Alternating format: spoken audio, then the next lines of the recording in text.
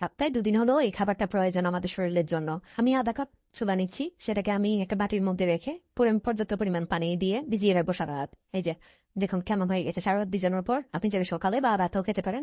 তারপর চুলে বসিয়ে দিয়ে পেঁয়াজ এবং পরিমাণ মতো টমেটো, এগুলোকে ভালো করে কুচি কুচি করে কাটতে হবে।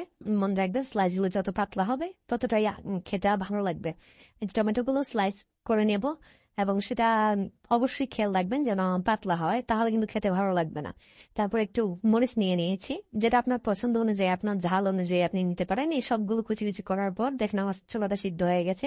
একটু ধনিয়া পাতা নিয়ে নেব। তারপর সিদ্ধ ছোলাটা আমি নিয়ে নিয়েছি এবং সিদ্ধ ছোলাটা হালকা একটু স্ম্যাশ করে দেবো যাতে আমার ছোলাটা একটু নরম হয়, তাতে খেতে ভালো লাগবে। আর বাকি সবজিগুলো এখানে অ্যাড করে দিয়ে ভালো করে মাখিয়ে নিতে হবে।